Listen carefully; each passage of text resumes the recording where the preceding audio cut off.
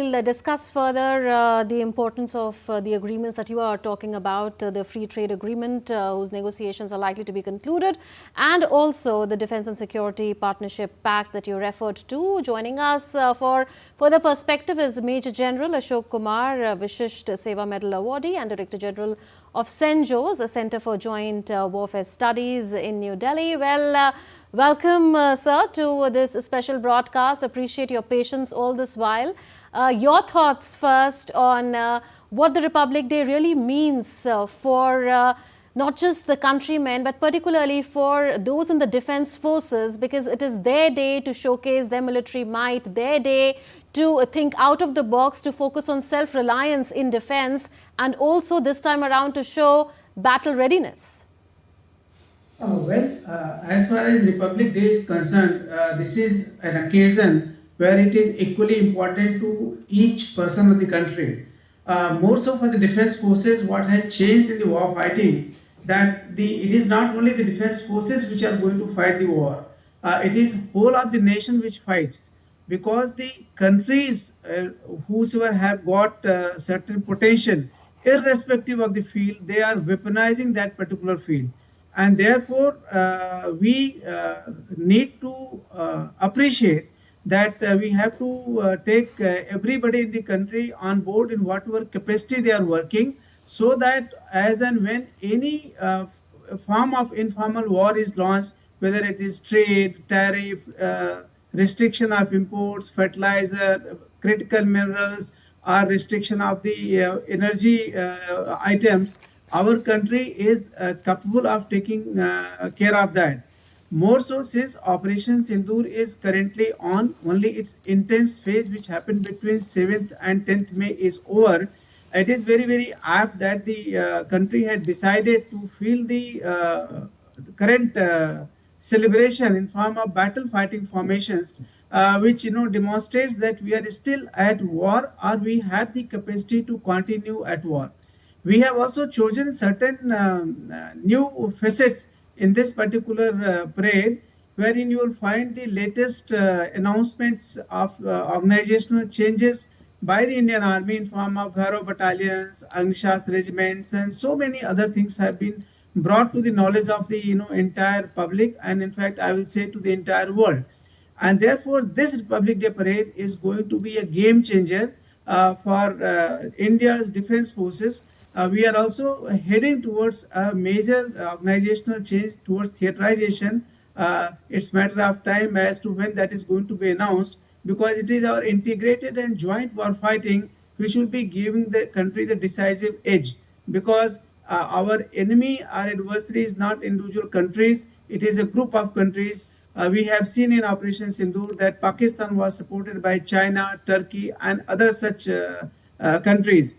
And therefore, the Indian Defense Forces, they have to enhance their capability. They have to be indigenously capable of fighting their war from their indigenously produced weapons. And that is where the role of industry also comes, the role of manufacturing also comes.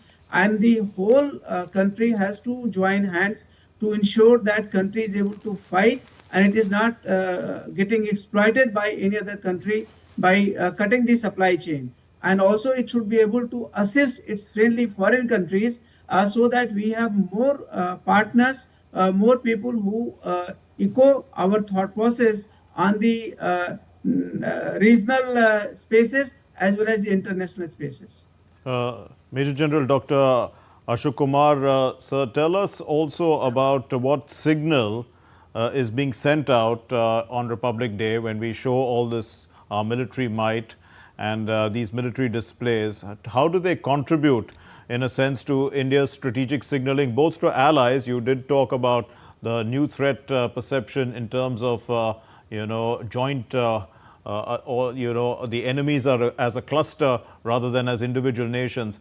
And you are an expert on jointness of joint warfare studies. So tell us a little bit about all these, how it's evolved, and what this display is going to send out, what message it's sending out.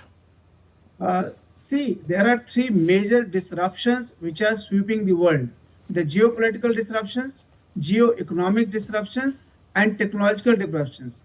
and it is the technological disruptions which actually even modify the geopolitical and geoeconomic disruptions. So this parade is actually bringing out state-of-the-art proven equipments in Operation Sindoor, wherein long-range precision weapons showcased a new way of warfighting without crossing the line of control or the international boundary, and still achieving the military as well as the political aim. Now, once we show this kind of proven capability to the world, there are large number of countries which require these weapons for their security, and therefore more and more countries are approaching us because we have proved to be a dependable country and not who exploit other countries in case of their need or in our relationship, as against China, which believes the concept of the debt trapping. So by showcasing these proven equipments, more and more countries which are looking at us, they will be able to purchase these equipments, get supported on these equipments, and we will turn from a net importer country in the defense domain to the next exporter country in defense domain. We have already moved from a mere 614 crores defense exports to currently close to 30,000 crore defense exports, and this is going to rise as we move ahead. Second, as far as the own country is concerned, we can tell our people that they can continue enhancing their trust on their defense forces, which can take the fight to any level. That once even a terrorist activity happens on its people, in a case like Pahalgam, we are willing to decimate that terrorist infrastructure and their propagator going across the line of control and international boundary in the neighboring country.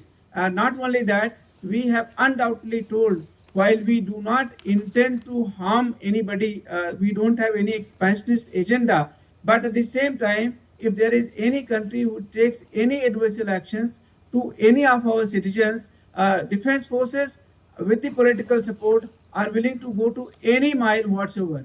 And the battle area formations which have been selected, they actually showcase exactly the way we have gone in for the operation effectiveness during Operation Sindoor. In fact, I must inform the audience through you that Chief of Defense Staff General Anil Chauhan has taken very many pragmatic actions to ensure that we do not only fight the current day's war, but also able to fight the future wars, which we are looking at 10 years and beyond. And that requires tremendous amount of capability generation in people, in their minds, and in their equipping and thought process. Right. Because the newer forms of war are going to be totally different.